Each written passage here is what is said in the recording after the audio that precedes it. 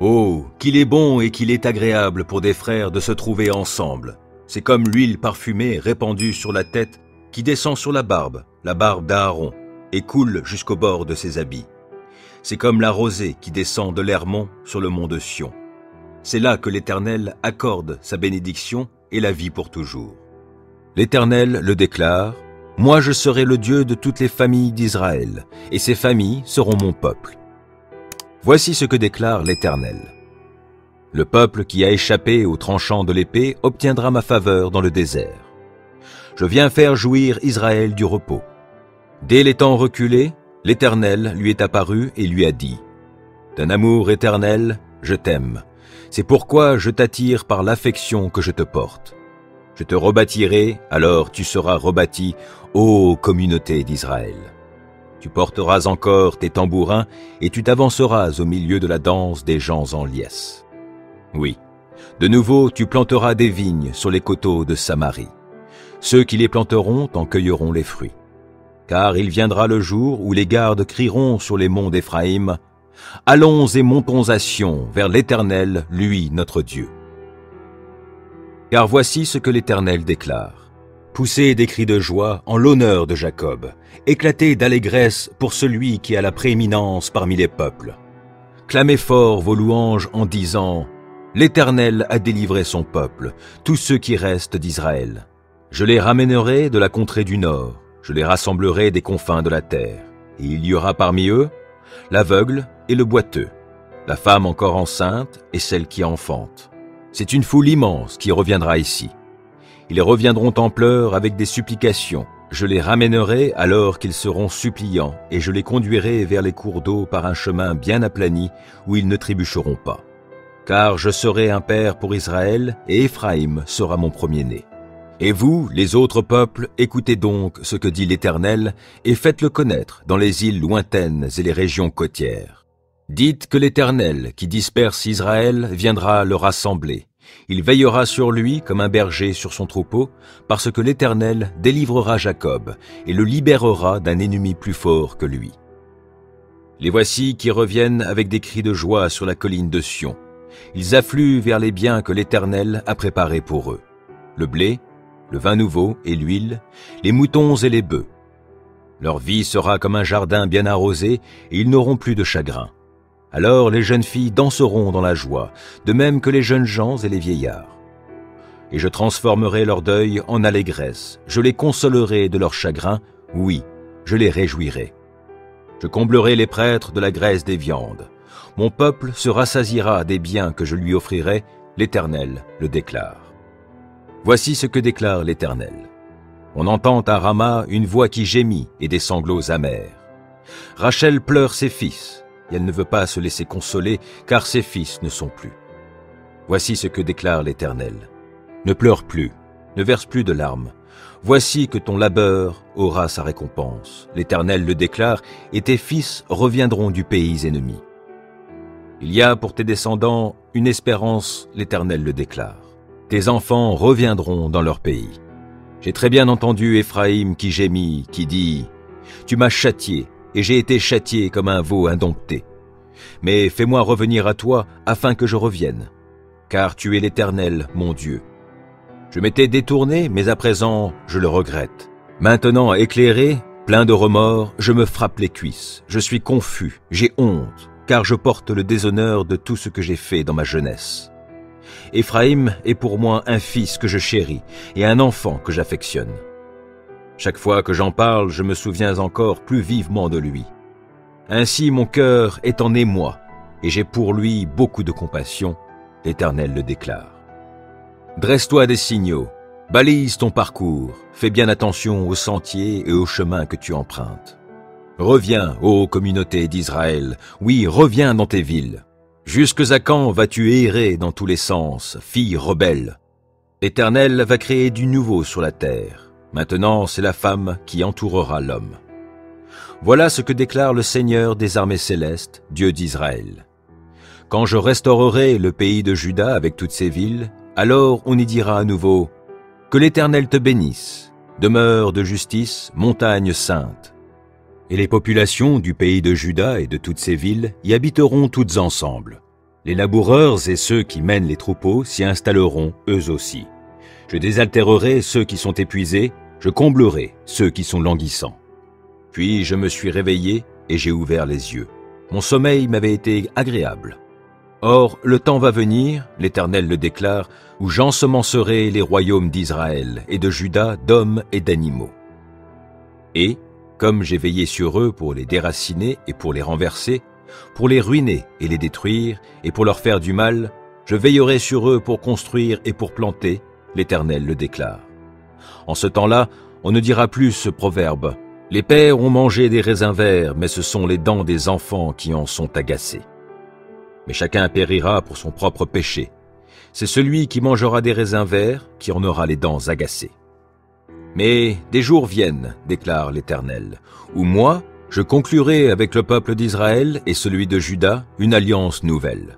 Elle ne sera pas comme celle que j'ai conclue avec leurs pères quand je les ai pris par la main pour les faire sortir d'Égypte, car cette alliance-là, ils l'ont rompue, alors que moi j'étais leur suzerain, l'Éternel le déclare. Mais voici quelle alliance je conclurai avec le peuple d'Israël après ces jours, déclare l'Éternel. Je placerai ma loi au plus profond d'eux-mêmes, je la graverai sur leur cœur. Moi, je serai leur Dieu, eux, ils seront mon peuple. Ils n'auront plus besoin de s'enseigner l'un l'autre, en répétant chacun à son compagnon ou son frère. Il faut que tu connaisses l'Éternel, car tous me connaîtront, des plus petits jusqu'aux plus grands, l'Éternel le déclare. Car je pardonnerai leurs fautes, je ne tiendrai plus compte de leurs péchés. Voici ce que déclare l'Éternel, qui fait paraître le soleil pour éclairer le jour, et qui a établi les lois, qui règlent la course de la lune et des étoiles pour éclairer la nuit, qui agite la mer et fait mugir ses flots, et qui a pour nom l'Éternel, le Seigneur des armées célestes. Il faudrait que ces lois soient supprimées par devant moi, déclare l'Éternel, pour que la descendance d'Israël cesse aussi pour toujours d'être une nation devant moi. Voici ce que déclare l'Éternel. Si l'on peut mesurer le ciel là-haut, ou si l'on peut sonder les fondements de la terre ici-bas, moi, je rejetterai toute la descendance d'Israël pour tout ce qu'ils ont fait. L'Éternel le déclare. Mais des jours vont venir, l'Éternel le déclare, où cette ville sera de nouveau rebâtie pour l'Éternel, depuis la tour d'Ananéel jusqu'à la porte de l'angle. On étendra encore le cordeau d'arpentage en ligne droite jusqu'à la colline de Gareb, puis on tournera vers Goath. Et toute la vallée où l'on jette les cadavres et les cendres grasses, et tous les terrains jusqu'au torrent du Cédron, jusqu'à l'angle où se trouve la porte des chevaux, du côté de l'Orient. Tout ce domaine sera saint pour l'Éternel, et il ne sera plus jamais arraché ni détruit. J'en viens à présent au problème que vous soulevez dans votre lettre. Il est bon qu'un homme se passe de femme. Cependant, pour éviter toute immoralité, il est préférable que chaque homme ait sa femme, et que chaque femme ait son mari. Que le mari accorde à sa femme ce qu'il lui doit, et que la femme agisse de même envers son mari. Car le corps de la femme ne lui appartient plus, il est à son mari. De même, le corps du mari ne lui appartient plus, il est à sa femme. Ne vous refusez donc pas l'un à l'autre. Vous pouvez, certes, en plein accord, l'un avec l'autre, renoncer pour un temps à vos relations conjugales afin de vous consacrer davantage à la prière. Mais après cela, reprenez vos rapports comme auparavant. Il ne faut pas donner à Satan l'occasion de vous tenter par votre incapacité à vous maîtriser. Notez bien qu'il s'agit là d'une concession et nullement d'un ordre. Je voudrais bien que tout le monde soit comme moi, mais chacun reçoit de Dieu un don particulier de la grâce, l'un le mariage, l'autre le célibat. J'aimerais cependant dire aux veufs et aux veuves que c'est une bonne chose de continuer à vivre seuls comme moi. Toutefois, s'ils ne peuvent pas se maîtriser en ce domaine, qu'ils se marient, car mieux vaut se marier que de se consumer en désirs insatisfaits. Quant aux couples chrétiens, voici ce que j'ordonne, ou plutôt ce que le Seigneur lui-même leur commande. Que la femme ne se sépare pas de son mari. Au cas où elle en serait séparée, qu'elle reste sans se remarier ou qu'elle se réconcilie avec son mari. Le mari, de son côté, ne doit pas quitter sa femme. Pour les autres couples, en l'absence d'indication de la part du Seigneur, voici ce que je dis. Si un frère chrétien est marié avec une femme non croyante et qu'elle consente à rester avec lui, qu'il ne la quitte pas. De même, si une femme a un mari non croyant et qu'il consente à rester avec elle, qu'elle ne le quitte pas. Car du fait de son union avec sa femme, Le mari non-croyant est bien un mari légitime aux yeux de Dieu et de même, du fait de son union avec son mari chrétien, la femme non-croyante est bien une épouse légitime aux yeux de Dieu. Autrement, leurs enfants seraient des enfants naturels, alors qu'en réalité, ils sont légitimes. Mais si le conjoint non-croyant est déterminé à demander le divorce, eh bien, qu'il le fasse. Dans ce cas, le frère ou la sœur n'est pas lié. Dieu vous a appelé à vivre dans la paix. Car toi, femme, tu amèneras peut-être ton mari au salut, mais en fait, qu'en sais-tu? De même, toi, mari, tu amèneras peut-être ta femme au salut, mais en fait, qu'en sais-tu? En dehors de ce cas, tenez-vous-en à la règle générale que j'enseigne partout dans toutes les églises. Que chacun continue à vivre dans la condition que le Seigneur lui a assignée comme sa part, celle dans laquelle il se trouvait au moment où Dieu l'a appelé. Quelqu'un était-il circoncis lorsqu'il a été appelé? Qu'il ne cherche pas à le dissimuler. Ou quelqu'un était-il incirconcis lorsque Dieu l'a appelé? Qu'il ne se fasse pas circoncire. Que l'on soit circoncis ou non n'a aucune importance. Ce qui importe, c'est l'obéissance au commandement de Dieu. Que chacun demeure dans la situation qui était la sienne lorsque Dieu l'a appelé. Étais-tu esclave lorsque Dieu t'a appelé? Ne te fais pas de soucis à ce sujet. Mais si tu peux devenir libre, alors profites-en. Car un esclave qui a été appelé à servir le Seigneur est un affranchi du Seigneur. Et de même, l'homme libre que Dieu a appelé est un esclave de Christ. C'est à un grand prix que vous avez été rachetés. Alors, ne devenez pas esclaves des hommes. Donc, frères et sœurs, que chacun reste devant Dieu dans la situation où il était lorsque Dieu l'a appelé à venir à lui. Pour ce qui est des jeunes filles, je n'ai pas d'ordre du Seigneur, mais je donne mon avis comme celui d'un homme qui, par la grâce du Seigneur, est digne de confiance. À cause des détresses de l'heure présente, j'estime qu'il est bon pour chacun de demeurer comme il est. As-tu une femme? Ne cherche pas à rompre. N'as-tu aucun engagement? Ne cherche pas de femme. Mais si tu te maries, tu ne commets pas de péché. Ce n'est pas non plus un péché pour une jeune fille de se marier. Mais les gens mariés connaîtront bien des souffrances et je voudrais vous les épargner. Je vous assure, frères et sœurs, le temps est limité, que désormais ceux qui sont mariés vivent comme s'ils n'avaient pas de femme, ceux qui pleurent comme s'ils ne pleuraient pas, ceux qui se réjouissent comme s'ils ne se réjouissaient pas, ceux qui achètent comme s'ils ne possédaient rien. Bref, que tous ceux qui jouissent des biens de ce monde vivent comme s'ils n'en jouissaient pas, car le présent ordre des choses va vers sa fin. C'est pourquoi je voudrais vous savoir libre de toute préoccupation.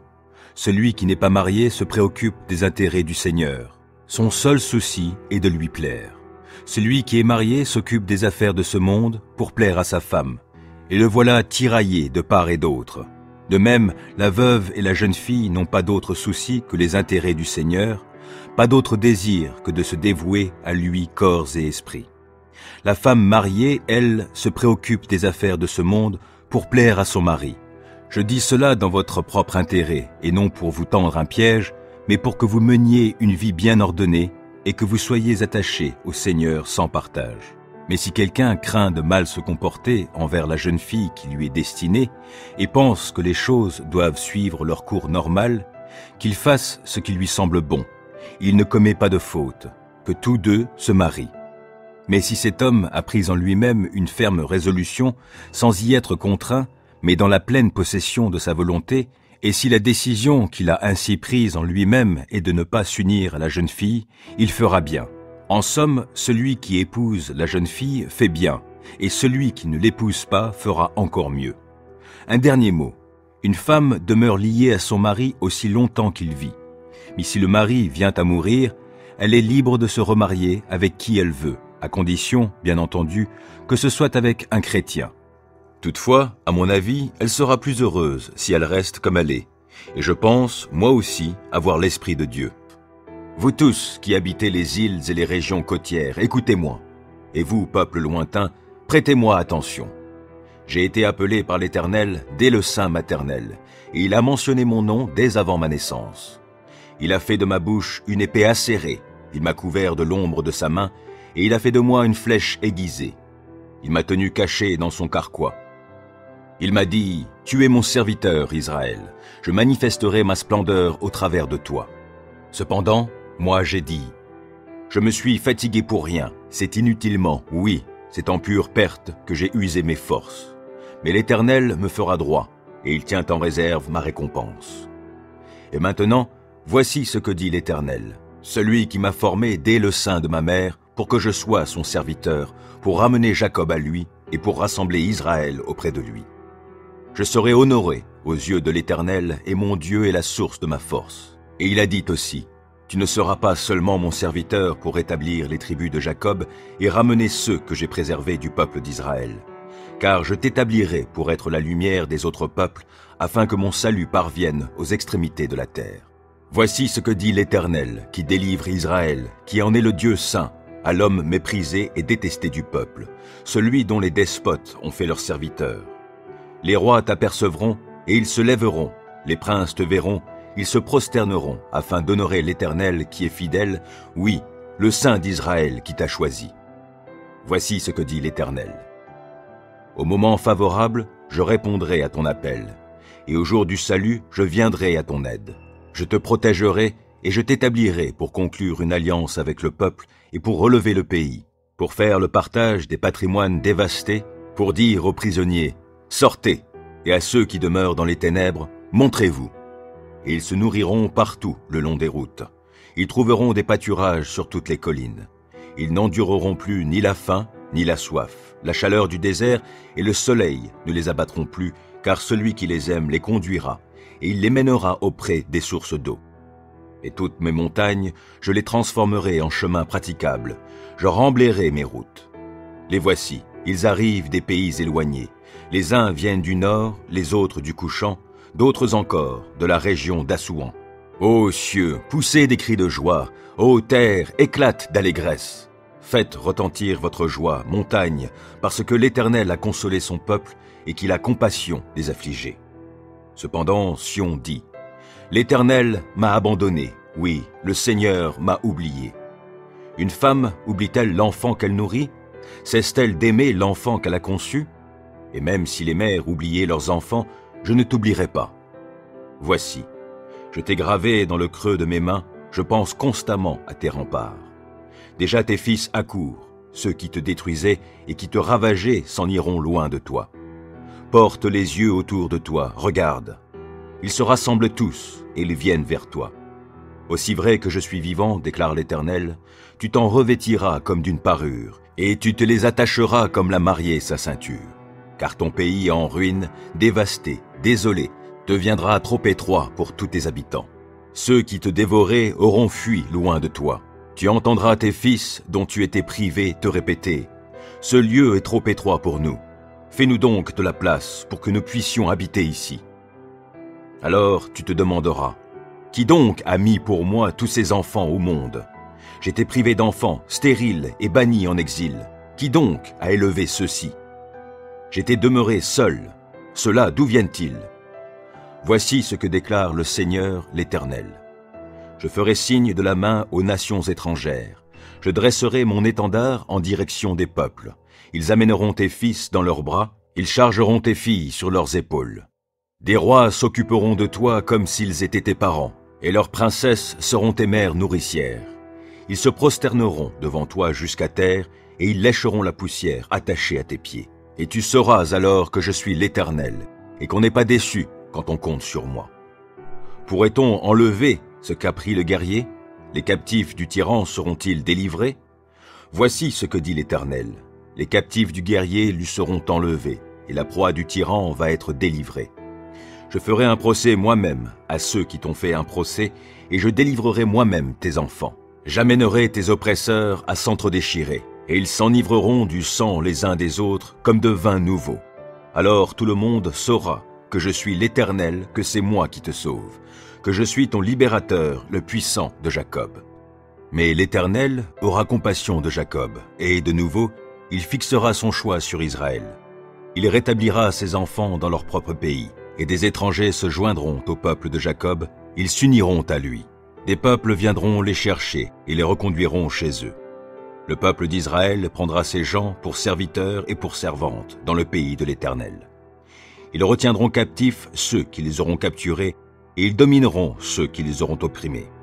Au jour où l'Éternel t'aura accordé du repos après ta peine et ton tourment, Et après le dur esclavage auquel on t'aura asservi, tu chanteras ce chant pour te moquer du roi de Babylone. Oui, tu diras, comment est-ce possible? L'oppresseur n'est plus là. Fini la tyrannie. L'Éternel a brisé le bâton des méchants, le sceptre des despotes. Celui qui, dans sa rage, frappait les peuples par des coups sans relâche, et qui, dans sa colère, opprimait les nations, maintenant, à son tour, est poursuivi sans trêve. Toute la terre est en repos, elle est tranquille, et des cris d'allégresse retentissent partout. Les cyprès même sont heureux de sa chute, et les cèdres du Liban disent « Depuis que tu t'es effondré, le bûcheron ne vient plus nous abattre. » Le monde du séjour des morts en bas est en émoi à ton sujet pour t'accueillir à ta venue. Pour toi, on réveille les ombres et tous les princes de la terre. On a fait lever de leur trône tous les rois des nations. Eux tous, ils s'adressent à toi en te disant « Toi aussi, tu es maintenant sans force comme nous, te voilà donc semblable à nous. » Ton orgueil est précipité dans le séjour des morts, ainsi que le son de tes luttes. Les vers sont maintenant ta couche, la vermine ta couverture. Comment es-tu tombé du ciel, astre brillant, fils de l'aurore? Toi qui terrassais d'autres peuples, comment est-il possible que tu aies été abattu à terre? Tu disais en ton cœur, je monterai au ciel, j'élèverai mon trône bien au-dessus des étoiles divines. Je siégerai en roi sur la montagne de l'assemblée des dieux, aux confins du septentrion. Je monterai au sommet des nuages, je serai semblable au Très-Haut. Mais te voilà précipité dans le séjour des morts, dans les profondeurs de l'abîme. Ceux qui te voient arrêtent leur regard sur toi. Ils se demandent, est-ce bien là cet homme qui ébranlait la terre et qui terrifiait les royaumes, qui changeait le monde en désert, qui détruisait les villes et qui ne relâchait jamais ses prisonniers? Tous les rois des nations, oui, tous, sans exception, ont cet honneur de reposer chacun dans son caveau. Mais toi, loin de ta tombe, tu as été jeté comme un avorton qu'on méprise, au milieu des victimes transpercées par l'épée qu'on a précipitées dans la fosse de pierre dont on piétine le cadavre. Tu ne seras jamais réuni avec elles dans le tombeau, car tu as ruiné ton pays et tu as fait périr ton peuple. La race criminelle sera oubliée à jamais. Préparez le massacre de ses fils pour tous les crimes de leur père, pour qu'ils ne puissent pas se relever un jour pour conquérir le monde et couvrir de leur ville la face de la terre. Je combattrai contre eux, déclare l'Éternel, le Seigneur des armées célestes, et je rayerai de la terre le nom de Babylone. Oui, je supprimerai ce qui restera d'elle, sa lignée et sa descendance. L'Éternel le déclare. Ces ruines deviendront un nid de hérissons, un vaste marécage, et je la balayerai comme avec un balai qui détruit tout. L'Éternel le déclare, le Seigneur des armées célestes. Le Seigneur des armées célestes a juré par serment. Ce que j'ai décidé s'accomplira, ce que j'ai projeté se réalisera. Oui, je briserai l'Assyrie dans mon pays, je la piétinerai sur mes montagnes. J'écarterai de vous le joug qu'elle a posé. J'ôterai son fardeau de dessus votre épaule. Telle est la décision que l'Éternel a prise contre la terre entière, et telle est la menace qu'il adresse à toute nation. Le Seigneur des armées célestes a pris sa décision. Qui pourrait le faire échouer? Il a levé sa main, qui la détournerait? Oracle prononcé lors de l'année de la mort du roi Ahaz. Ne te réjouis pas tant, Philistie tout entière, de ce que le bâton qui te frappait le dos a été mis en pièces, car de la souche du serpent naîtra un basilic, dont la progéniture sera un serpent venimeux volant. Les plus pauvres du peuple trouveront de quoi se nourrir, et tous les miséreux reposeront en sûreté. Mais je ferai périr ton peuple par la faim, et ceux qui resteront de toi seront exterminés. Lamente-toi, ô porte, pousse des cris, ô ville. Toute la Philistie s'effondre, car du septentrion arrive une fumée, et, dans leurs bataillons, aucun ne se débande. Que répondrons-nous donc à ceux qu'envoie cette nation? Que c'est l'Éternel même qui a fondé Sion. Les humbles de son peuple y trouveront refuge. Que tout mon être bénisse l'Éternel. Que tout ce que je suis bénisse le Dieu saint. Que tout mon être bénisse l'Éternel, sans oublier aucun de ses bienfaits. Car c'est lui qui pardonne tous tes péchés, c'est lui qui te guérit de toute maladie, qui t'arrache à la tombe. C'est lui qui te couronne d'amour, de compassion, et qui te comble de bonheur tout au long de ton existence. Et ta jeunesse, comme l'aigle, prend un nouvel essor. L'Éternel œuvre pour la justice et il défend les droits de tous les opprimés. Il a révélé à Moïse de quelle façon il agit et montrer ses hauts faits au peuple d'Israël. L'Éternel est compatissant et miséricordieux. Il est plein de patience et débordant d'amour. Il ne tient pas rigueur sans cesse, et son ressentiment ne dure pas toujours. Il ne nous traite pas selon le mal que nous avons commis, il ne nous punit pas comme le méritent nos fautes. Autant le ciel est élevé au-dessus de la terre, autant son amour est intense en faveur de ceux qui le craignent. Autant l'Orient est loin de l'Occident, autant il éloigne de nous nos mauvaises actions. Et comme un père est rempli de tendresse pour ses enfants, l'Éternel est plein de tendresse en faveur de ceux qui le craignent. Il sait de quelle pâte nous sommes façonnés. Il tient compte du fait que nous sommes poussière. L'homme, sa vie ressemble à l'herbe. Lui, il fleurit comme une fleur des champs. Qu'un vent souffle sur elle, la voilà disparue. Le lieu qu'elle occupait ne la reconnaît plus. L'amour de l'Éternel est là depuis toujours et durera toujours en faveur de ceux qui le craignent. Il ne cesse d'agir pour la justice en faveur des enfants, de leurs enfants, en faveur de ceux qui restent fidèles à son alliance, de ceux qui tiennent compte de ses commandements pour les mettre en pratique. Dans les cieux, l'Éternel a établi son trône, et il exerce son pouvoir royal sur l'univers entier. Bénissez l'Éternel, vous tous, ses anges à la force puissante, vous qui exécutez ses ordres, prompts à lui obéir. Bénissez l'Éternel, vous toutes ses armées célestes, vous qui, à son service, exécutez sa volonté. Bénissez l'Éternel, toutes ses créatures, partout où il gouverne.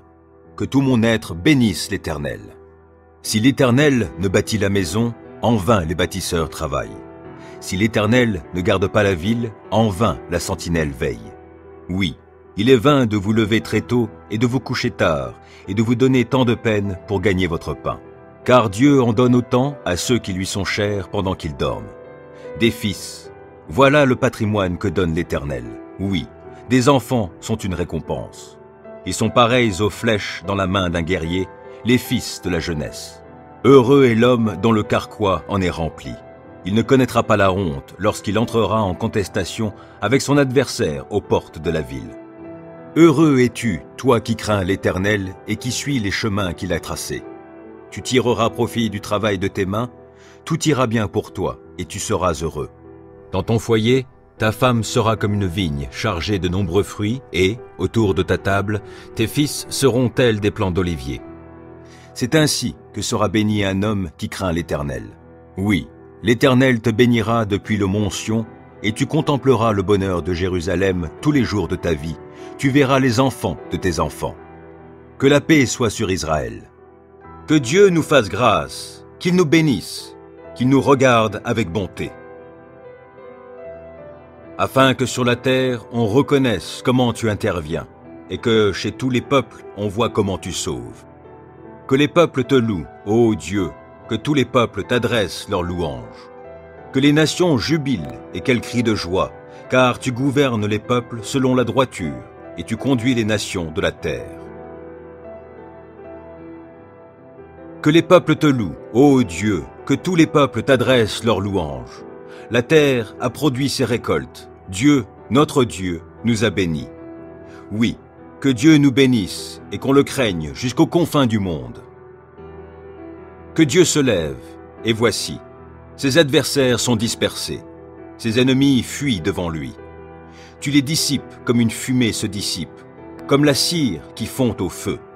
Ainsi périssent devant Dieu tous les méchants. Alors les justes se réjouiront, et ils seront dans l'allégresse devant Dieu. Oui, ils seront remplis de joie. Chantez à Dieu, louez-le par vos chants. Frayez la voix de celui qui chevauche les nuées. Son nom est l'Éternel. Exultez de joie devant lui. Il est le Père des orphelins, le défenseur des veuves. Oui, tel est Dieu dans sa sainte demeure. Dieu accorde aux gens seuls une famille. Il donne aux prisonniers de sortir libres, dans la joie. Seuls les rebelles sont confinés dans un désert aride. Ô notre Dieu, quand tu sortis en tête de ton peuple, quand tu marchas dans le désert. La terre alors trembla, le ciel fondit en eau, devant Dieu, le Dieu du mont Sinaï, devant Dieu, le Dieu d'Israël. Tu répandis, ô Dieu, une pluie bienfaisante, pour affermir le peuple qui t'appartient alors qu'il était épuisé. Ton peuple habite dans le lieu que tu as préparé, ô Dieu, dans ta bonté, pour que les pauvres s'y installent.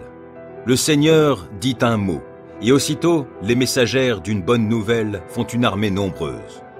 Les rois des armées ennemies s'enfuient, et c'est la débandade. Celles qui sont restées à la maison partagent le butin. Allez-vous rester au repos auprès des bergeries? Les ailes de la colombe sont argentées et son plumage est jaune d'or. Lorsque le Tout-Puissant y dispersa les rois, il neigeait sur le mont Salmon. Vous, montagnes sublimes, monts du Bassan, monts aux cimes nombreuses, monts du Bassan, pourquoi jalousez-vous, monts aux cimes nombreuses, le mont choisi par Dieu pour résidence? Néanmoins, l'Éternel y habitera pour toujours. Les chars de Dieu sont innombrables, il y en a des milliers, et l'Éternel est parmi eux. Il est venu du Sinaï jusqu'à son sanctuaire. Tu es monté sur la hauteur, tu as emmené des captifs. Et tu as prélevé des dons parmi les hommes, et même parmi les rebelles, pour ta demeure, Éternel Dieu. Béni soit le Seigneur, jour après jour, car il nous prend en charge, ce Dieu qui est notre Sauveur. Dieu est pour nous un Dieu qui sauve. L'Éternel, le Seigneur, peut nous délivrer de la mort. Mais Dieu fracassera le crâne de ses ennemis, la tête chevelue des hommes dont la conduite est coupable. Le Seigneur a déclaré, « Des monts du Bassan, je les ramènerai des profondeurs marines, afin que tu baignes tes pieds dans le sang de ses ennemis et que tes chiens prennent leur part à la curée. » On voit arriver ton cortège, ô Dieu, oui, le cortège de mon Dieu, mon roi dans le lieu saint. Les chanteurs sont en tête, les musiciens en queue, ils viennent au milieu de jeunes filles, battant du tambourin. Bénissez Dieu dans vos rassemblements, bénissez le Seigneur, vous, issus d'Israël. En tête marche Benjamin, le plus petit, puis les chefs de Juda, avec leurs grandes troupes, les chefs de Zabulon et ceux de Nephtali. Ton Dieu a décidé de te prodiguer de la force. Veuille accomplir avec puissance, ô Dieu, tes œuvres envers nous, depuis ton sanctuaire qui domine Jérusalem. Des rois t'y apporteront leurs présents. Menace-le, le crocodile qui se tapit parmi les joncs, de même que le troupeau des taureaux avec les veaux des peuples, et qu'ils viennent se prosterner en offrant leurs lingots d'argent. Disperse-les, ces peuples aimant la guerre. De nobles messagers arrivent de l'Égypte, les Éthiopiens accourent, les mains tendues vers Dieu. Royaume de la terre, chantez à Dieu, louez le Seigneur par vos chants. Oui, chantez-en l'honneur de celui qui chevauche dans les cieux antiques, et qui fait résonner sa voix, une voix éclatante. Proclamez de Dieu la puissance, il est majestueux au-dessus d'Israël, et sa puissance éclate dans les nuées. Que tu es redoutable, ô Dieu, depuis ton sanctuaire. Lui, il est le Dieu d'Israël, et il donne à son peuple force et puissance. Béni soit Dieu. Ne te vante pas de ce que tu feras demain, car tu ne sais pas ce qu'un jour peut t'apporter. Que ta bouche ne chante pas tes louanges, laisse aux autres le soin de le faire. Oui, que ce ne soit pas toi, mais quelqu'un d'autre qui fasse ton éloge. La pierre est lourde et le sable pesant, mais l'irritation causée par l'insensé est plus lourde que ces deux ensemble. Cruelle est la colère et impétueuse la fureur, mais qui tiendra devant la jalousie? Mieux vaut un reproche énoncé franchement qu'un amour qui cache ce qu'il pense. Un ami qui vous blesse vous prouve par là sa fidélité, mais un ennemi multiplie les embrassades. Qui est rassasié dédaigne le miel, mais pour l'affamé, même ce qui est amer paraît doux. L'homme qui erre loin de son pays est comme un oiseau errant loin de son nid. L'huile odorante et les parfums mettent le cœur en joie, et le conseil donné du fond du cœur rend douce l'amitié. Ne délaisse pas ton ami, ni l'ami de ton père, et quand le malheur t'atteint, ne t'adresse pas à ta parenté. Un voisin près de toi vaut mieux qu'un parent qui se trouve loin. Acquiers la sagesse, mon fils, et mon cœur se réjouira. Je pourrai répondre à ceux qui me critiquent. L'homme avisé voit venir le malheur et se met à l'abri. L'homme sans expérience poursuit son chemin et en subira les conséquences. Si quelqu'un s'est porté garant des dettes d'autrui, prends-lui son vêtement. Et s'il a cautionné des inconnus, exige qu'il te donne des gages. Si de grand matin, quelqu'un vient bénir son prochain à voix forte, ce sera pris comme une malédiction. Une femme querelleuse est pareille à une gouttière percée qui ne cesse de couler un jour de pluie. Arrêter ses récriminations? Autant vouloir arrêter le vent ou retenir de l'huile dans sa main. Le fer s'aiguise par le fer, et le visage de l'homme s'affine au contact de son prochain. Qui soigne son figuier jouira de ses fruits, et qui prend soin de son maître sera honoré. Regardez dans l'eau, vous verrez votre propre visage s'y réfléchir. Sondez le cœur d'un homme, vous verrez s'y réfléchir votre propre cœur. Le séjour des morts et l'abîme sont insatiables. De même, les yeux de l'homme ne sont jamais rassasiés. Le creuset épure l'argent et le four l'or, mais on juge l'homme d'après sa réputation. Même si tu broyais l'insensé dans un mortier avec un pilon comme on pile le grain, tu ne parviendrais pas à en détacher sa sottise. Tâche de bien connaître l'état de chacune de tes brebis. Sois attentif à tes troupeaux, car la richesse n'est pas éternelle, et une couronne ne subsiste pas à toujours. Quand tu auras récolté le foin, pendant que pousse le regain et que l'herbe des montagnes est recueillie, des moutons te fourniront de quoi te vêtir, et des boucs serviront à te payer un champ. Le lait des chèvres suffira à ta nourriture, à celle de ta famille et à l'entretien de tes servantes. Si tu t'es porté garant des dettes de ton prochain, si tu t'es engagé pour autrui en topant dans la main, si tu t'es laissé prendre au piège par tes promesses, si tu es prisonnier de tes propres paroles, alors vite, mon fils, fais ce que je te dis pour te désengager, car tu t'es livré toi-même au pouvoir d'autrui. Va, humilie-toi devant le créancier, insiste auprès de lui, n'accorde ni sommeil à tes yeux, ni assoupissement à tes paupières. Dégage-toi comme la gazelle du piège tendu, comme l'oiseau du filet de l'oiseleur. Toi qui es paresseux, va donc voir la fourmi, observe son comportement et tu apprendras la sagesse. Elle n'a ni commandant, ni contremaître, ni chef. Durant l'été, elle prépare sa nourriture. Au temps de la moisson, elle amasse ses provisions. Et toi, paresseux, combien de temps vas-tu rester couché? Quand donc sortiras-tu de ton sommeil pour te lever? Je vais faire juste un petit somme, dis-tu, juste un peu m'assoupir, rien qu'un peu croiser les mains et rester couché un instant. Mais pendant ce temps, la pauvreté s'introduit chez toi comme un rôdeur, et la misère comme un pillard. C'est un vaurien, un personnage inique, celui qui va, colportant des mensonges. Il appuie ses dires de clignement d'yeux, de tapement des pieds et de signes des doigts. Il n'y a que des pensées perverses dans son cœur.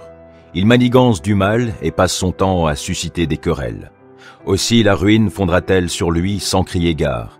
Il sera brisé soudainement et sans remède.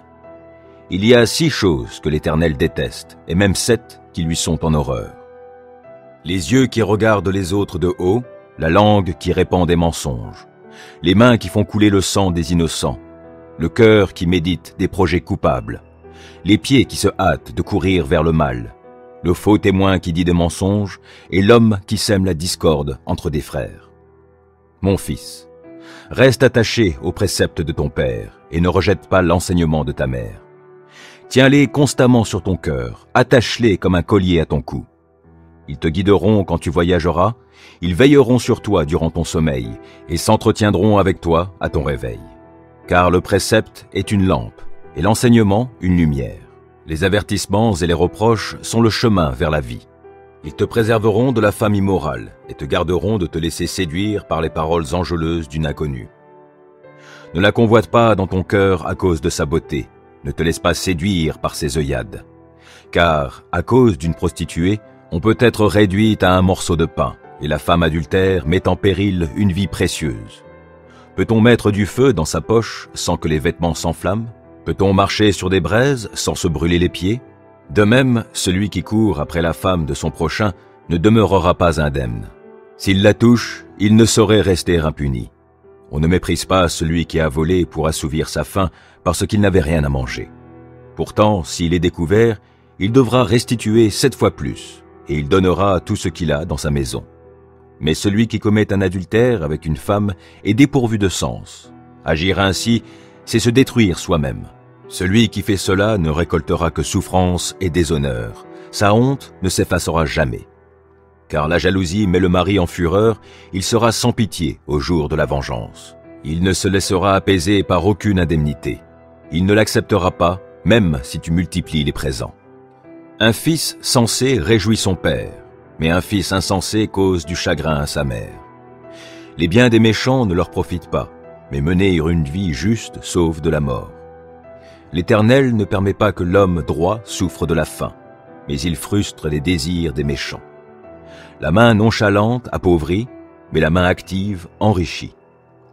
Celui qui amasse des provisions en été est un fils intelligent, mais celui qui dort pendant la moisson est un fils qui fait honte. Des bénédictions reposent sur la tête du juste, mais les paroles des méchants cachent la violence. Le souvenir du juste continue à être en bénédiction aux autres, mais le nom des méchants tombe dans l'oubli. Un esprit sage prend à cœur les préceptes, mais le bavard insensé est l'artisan de sa propre perte. Qui vit dans l'intégrité marche en sécurité. Qui suit des voies tortueuses sera vite démasqué. Qui cligne de l'œil cause du tourment, mais celui qui critique en toute franchise travaille pour la paix. Les paroles du juste sont une source de vie, et celles du méchant cachent la violence. La haine allume des querelles, mais l'amour couvre toutes les fautes. La sagesse se trouve sur les lèvres de l'homme sensé, et les coups de bâton sur le dos de celui qui est déraisonnable. Les sages amassent le savoir, mais lorsqu'un insensé parle, le malheur n'est pas loin. La fortune du riche lui tient lieu de place forte, alors que la pauvreté des petites gens fait leur ruine. Le travail du juste le fait vivre. Ce que le méchant gagne sert à faire le mal. Qui tient compte des critiques qu'on lui fait est sur la voie de la vie, mais celui qui fait fi des reproches se fourvoie.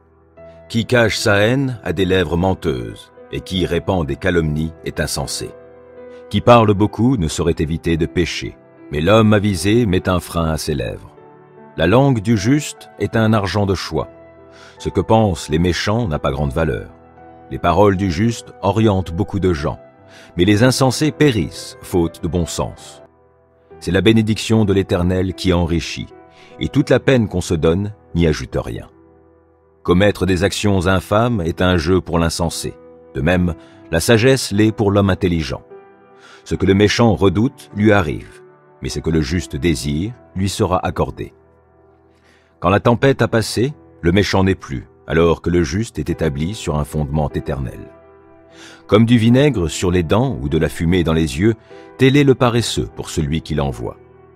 Craindre l'Éternel prolonge la vie, mais les années du méchant seront abrégées. L'attente du juste débouche sur la joie, mais les espérances des méchants seront déçues. La manière d'agir de l'Éternel est une forteresse pour l'homme intègre, mais elle cause la ruine de ceux qui font le mal. Le juste ne sera jamais ébranlé, mais les méchants ne demeureront pas sur la terre. La bouche du juste est féconde en sagesse, mais la langue perverse sera coupée.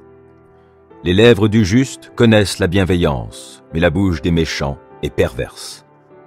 Qui aime la connaissance désire être corrigé. Qui déteste les réprimandes n'est qu'un sot. L'homme de bien s'attire la faveur de l'Éternel, mais Dieu condamne celui qui forge des desseins coupables. La méchanceté n'affermit la position de personne, mais celui qui est droit ne sera pas déraciné. Une femme de valeur est comme une couronne pour son mari, mais celle qui lui fait honte est comme une maladie qui ronge les os. Les projets des justes sont orientés vers ce qui est droit, alors que les méchants ne songent qu'à tromper. Les paroles des méchants sont des embûches meurtrières, mais celles des hommes droits les sauvent. Qu'on renverse les méchants, ils ne sont plus, mais la maison des justes subsiste. Un homme est estimé pour son bon sens, mais celui dont le cœur est corrompu sera méprisé. Mieux vaut être méprisé et avoir un serviteur que de faire l'homme important et n'avoir rien à manger. Le juste veille au bien-être de ses bêtes, mais le cœur des méchants est cruel envers elles. Qui travaille sa terre aura du pain en abondance. Qui court après des futilités est dépourvu de sens. Le méchant convoite la proie de ceux qui font le mal, mais la racine des justes donne du fruit.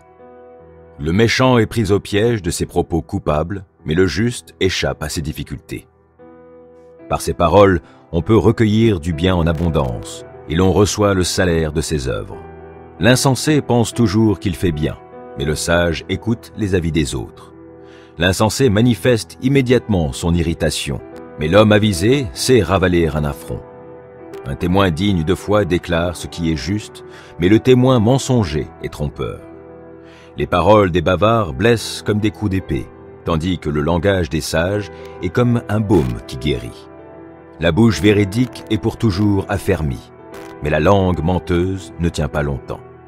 La tromperie imprègne le cœur des artisans du mal, mais la joie est pour ceux qui donnent des conseils visant à la paix. Aucune calamité n'atteint le juste, mais les méchants sont accablés de maux. Les lèvres menteuses sont en horreur à l'Éternel, mais ceux qui agissent en hommes fiables lui font plaisir. L'homme avisé cache son savoir, mais l'insensé proclame bien haut sa sottise. Ceux qui travaillent avec zèle s'assurent la direction des affaires, mais les nonchalants seront astreints aux corvées. Le souci au fond du cœur déprime un homme, mais une parole d'encouragement lui rend la joie. Le juste sert de guide à ses compagnons, mais la conduite des méchants les égare. Le paresseux ne fait pas rôtir son gibier. Le bien le plus précieux de l'homme, c'est l'activité. La vie se trouve sur le chemin de la justice. Cette voie-là préserve de la mort. Une femme pleine de sagesse construit sa maison, mais celle qui est insensée la renverse de ses propres mains. Qui craint l'Éternel se conduit avec droiture. Qui le méprise emprunte des voies perverses. C'est par ses propres paroles que le sot est puni de son orgueil, mais les paroles des sages sont leur sauvegarde. Là où il n'y a pas de bétail, la mangeoire reste nette, mais la vigueur des bœufs assure d'abondants revenus. Un témoin honnête ne ment pas, mais le faux témoin profère des mensonges. Le moqueur a beau chercher la sagesse, elle lui échappe, alors que la connaissance est facilement à la portée de l'homme de bon sens. Éloigne-toi de l'insensé, car il n'a aucun savoir à te communiquer. La sagesse de l'homme réfléchi lui fait discerner sa voie, mais la folie des insensés les égare. Réparer un tort, les insensés s'en moquent, mais entre gens droits, la bonne volonté l'emporte. Le cœur connaît son propre chagrin, et personne ne peut partager sa joie. La maison des méchants sera détruite, mais la demeure des gens droits sera florissante.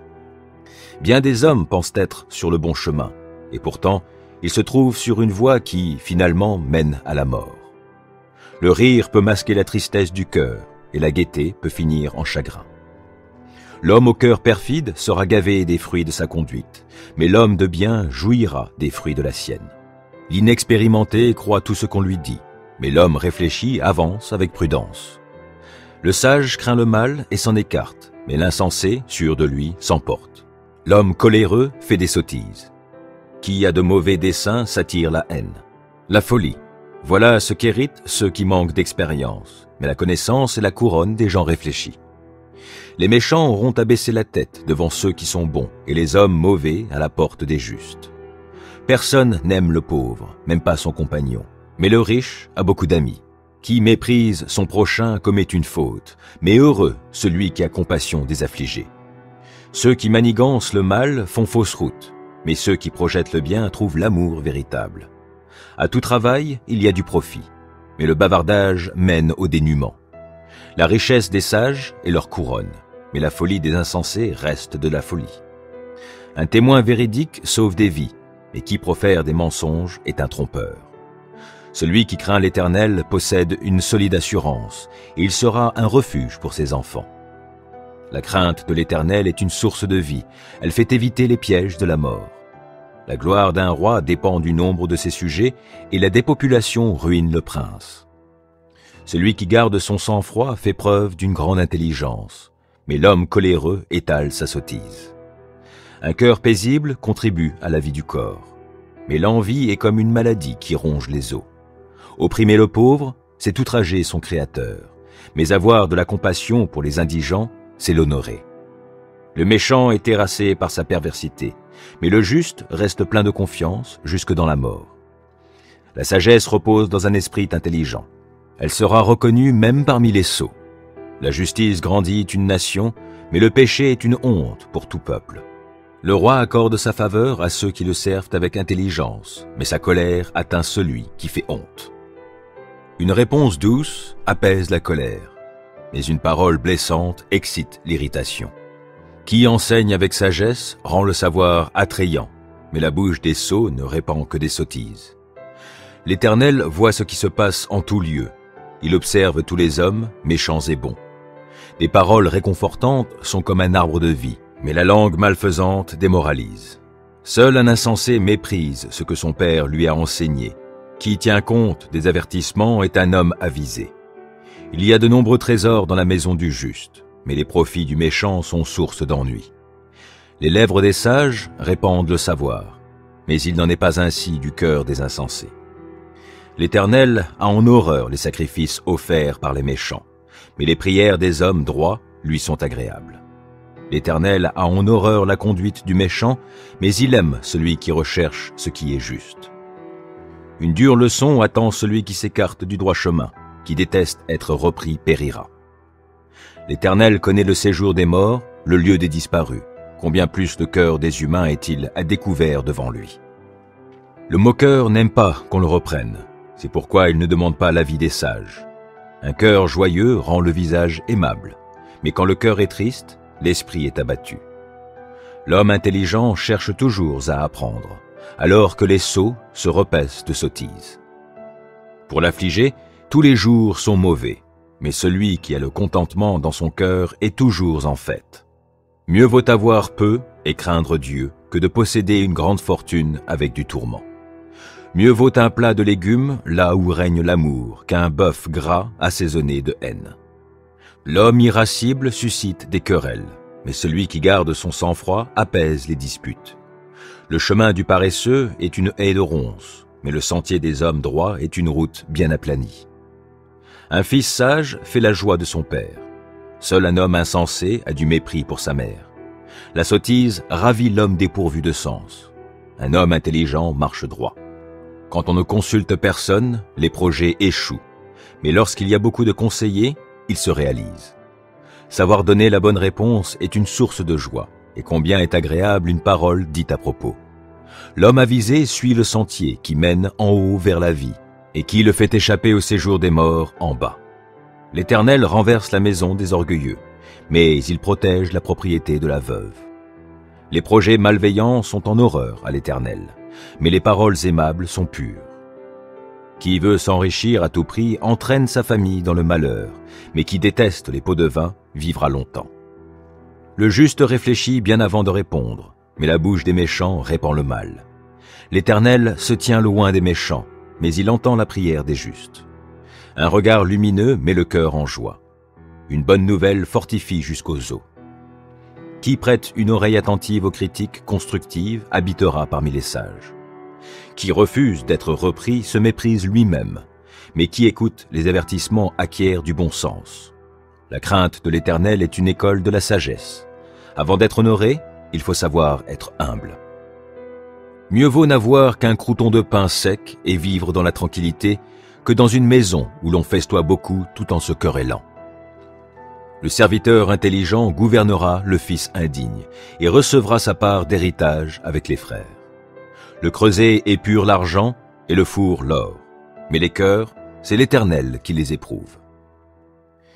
Qui fait le mal écoute les propos des gens malfaisants, et le menteur prête l'oreille aux langues malveillantes. Se moquer du pauvre, c'est outrager son Créateur. Qui se réjouit du malheur d'autrui ne restera pas impuni. La couronne des vieillards, ce sont leurs petits-enfants, et la fierté des fils, ce sont leurs pères. Un langage distingué ne convient pas à l'insensé, combien moins le mensonge à un homme de haut rang.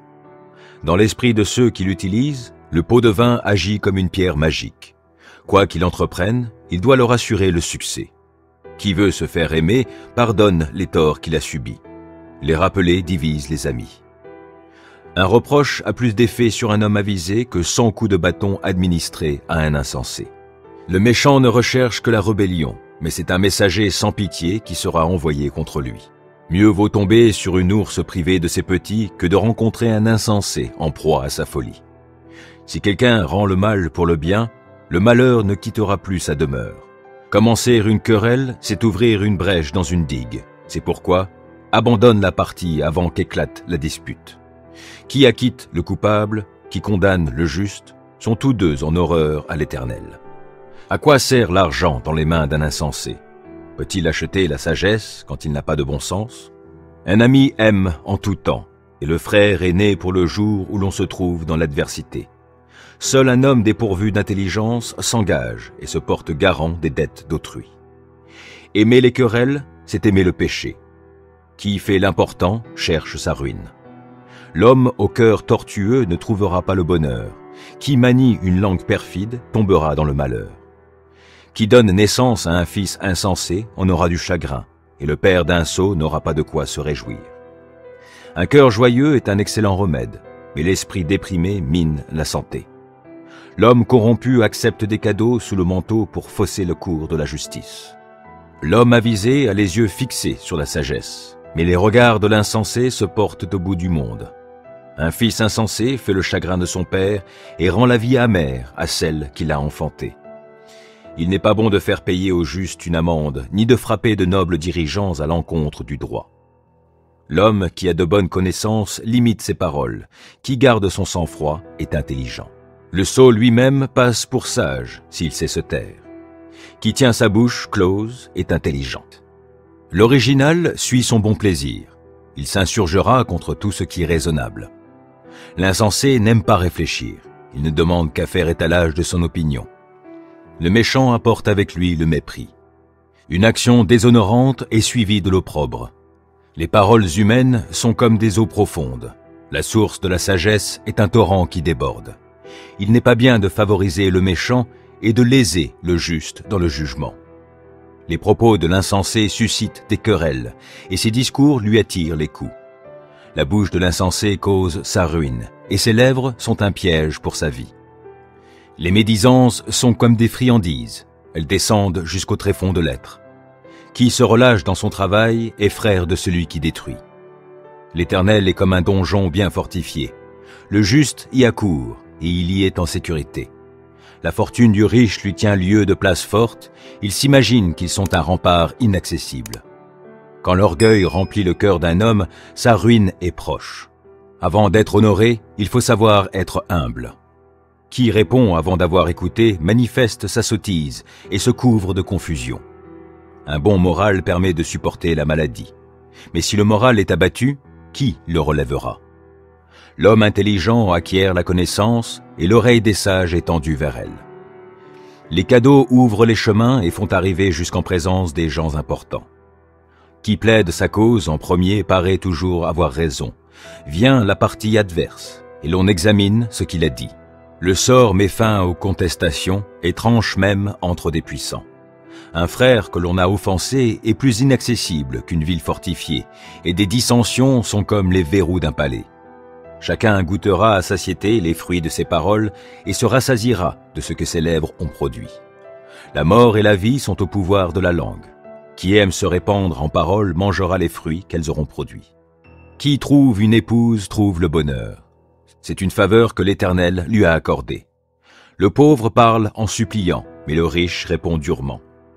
Qui a beaucoup de compagnons les a pour son malheur, mais un véritable ami est plus attaché qu'un frère. Bon renom vaut mieux que grande richesse, et l'estime des autres est plus précieuse que l'or et l'argent. Riches et pauvres ont ceci en commun. C'est l'Éternel qui les a fait l'un et l'autre. L'homme avisé voit venir le malheur et se met à l'abri. L'homme sans expérience poursuit son chemin et en subira les conséquences. Sois humble et crains l'Éternel. Tu seras riche et honoré, et tu recevras la vie. Le chemin des hommes corrompus est parsemé d'épines et de pièges. Qui veut préserver sa vie s'en tiendra éloigné. Apprends à l'enfant le chemin qu'il doit suivre. Même quand il sera vieux, il n'en déviera pas. Le riche domine le pauvre, qui emprunte se met sous la coupe de son créancier. Qui sème l'injustice moissonnera l'iniquité, et son règne de terreur prendra fin. L'homme qui regarde autrui avec bonté sera béni parce qu'il a partagé son pain avec le pauvre. Chasse le moqueur et la discorde prendra fin. Les querelles et les insultes cesseront. Qui aime les intentions pures et dont les paroles sont bienveillantes aura le roi pour ami. L'Éternel veille à préserver la connaissance, mais il subvertit les propos du perfide. Le paresseux dit « Il y a un lion là dehors, je risque d'être déchiré en pleine rue. » La bouche des femmes adultères est comme une fosse profonde. Celui contre qui l'Éternel est irrité y tombera. La tendance à faire des actions déraisonnables est ancrée dans le cœur de l'enfant. Le bâton de la correction l'en extirpera. Qui opprime le pauvre pour réaliser un gain, ou qui fait des cadeaux aux riches, finira dans la pauvreté. Prête l'oreille et écoute les paroles des sages. Applique ton cœur à mon enseignement. car tu auras du plaisir à garder ces maximes au fond de ton cœur et à les avoir à la disposition de tes lèvres. Pour que tu mettes ta confiance en l'Éternel, je vais t'instruire, toi aussi, aujourd'hui. J'ai consigné par écrit pour toi une trentaine de maximes comportant des conseils et des réflexions, pour t'apporter une connaissance sûre des paroles vraies. Ainsi tu pourras donner des réponses vraies à celui qui t'envoie. Ne profite pas de la pauvreté de ton prochain pour le dépouiller. N'écrase pas en justice celui qui est dans la misère, car l'Éternel prendra leur cause en main, et il ravira la vie à ceux qui auront ravi leur bien. Ne te lie pas d'amitié avec un homme coléreux, et ne fréquente pas celui qui s'emporte pour un rien de peur d'acquérir le même comportement, et de mettre ainsi ta vie en péril. Ne t'engage pas pour cautionner autrui, et ne te porte pas garant d'un emprunt, car si tu n'es pas en mesure de payer, pourquoi t'exposerais-tu à te voir enlevé jusqu'au lit où tu reposes? Ne déplace pas les anciennes bornes que tes ancêtres ont placées. Connaissez-vous un homme habile dans ce qu'il fait? Il ne restera pas au service de gens obscurs, mais il entrera au service des rois. Si tu es à table avec un dirigeant, considère bien qui tu as devant toi. Réfrène ton appétit si tu es un glouton. Ne te laisse pas tenter par ces bons plats, car il se pourrait que ces mets soient décevants. Ne t'épuise pas pour t'enrichir, refuse même d'y penser. À peine as-tu fixé tes regards sur la fortune que, déjà, elle s'est évanouie, car elle se fait des ailes et s'envole comme l'aigle en plein ciel. Ne te laisse pas inviter par quelqu'un qui te regarde d'un mauvais œil, et ne convoite pas ses bons plats, car, au fond de lui, il est calculateur. Mange et bois, te dira-t-il, mais son cœur n'est pas avec toi. Le morceau que tu as mangé, tu devras le rendre, et c'est en pure perte que tu auras tenu des propos aimables. Ne parle pas à un insensé, il mépriserait le bon sens de tes paroles. Ne déplace pas les anciennes bornes et n'empiète pas sur les champs des orphelins, car ils ont un puissant protecteur qui défendrait leur cause contre toi. Ouvre ton cœur à l'instruction et tes oreilles à l'enseignement porteur de connaissances. N'hésite pas à corriger le jeune enfant. Si tu lui donnes des coups de bâton, il n'en mourra pas. Bien plutôt, par des coups de bâton, tu le sauveras du séjour des morts. Mon fils, si tu acquiers de la sagesse, mon cœur à moi aussi s'en réjouira. Quand tu parleras avec droiture, du fond de mon être, j'exulterai. N'envie pas le sort de ceux qui font le mal, mais en tout temps, crains l'Éternel. Car il y aura un avenir pour toi, et ton espérance ne sera pas déçue. Écoute-moi bien, mon fils, et deviens sage. Sois maître de la direction que tu prends. N'imite pas les ivrognes, ni ceux qui se gavent de viande, car l'ivrogne et le gourmand tombent dans la misère, et ceux qui somnolent seront bientôt vêtus de haillons. Écoute ton père, qui t'a donné la vie, et ne méprise pas ta mère devenue âgée. Acquiers la vérité, la sagesse, l'instruction et le discernement, et ne t'en dessaisis pas. Le père d'un juste est au comble de la joie, qui a donné la vie à un fils sage s'en réjouit. Puisse ton père et ta mère se réjouir à ton sujet. Donne cette joie à celle qui t'a mis au monde. Mon fils, fais-moi confiance et apprécie la conduite que tu me vois tenir, car la prostituée est une fosse profonde, et la femme immorale un puits étroit. Comme un brigand, elle se tient aux aguets, et elle amène bien des hommes à être infidèles. Pour qui les « Hélas, malheur à moi » Pour qui les querelles? Pour qui les plaintes? Pour qui les plaies inutiles? Pour qui les yeux rouges? Pour ceux qui s'attardent à boire du vin, pour ceux qui sont en quête de vin parfumé. Ne couve pas de tes regards le vin vermeil quand il brille de son éclat dans la coupe. Il descend si aisément, mais finit par mordre comme un serpent et te piquer comme une vipère. Tes yeux verront alors des choses étranges, et tu laisseras échapper des paroles incohérentes. Tu auras l'impression d'être couché en pleine mer, ballotté comme un matelot en haut d'un mât. On me frappe, diras-tu, mais je n'ai pas mal. On m'a roué de coups, je n'ai rien senti. Quand me réveillerai-je? Il faudra que je trouve encore quelque chose à boire.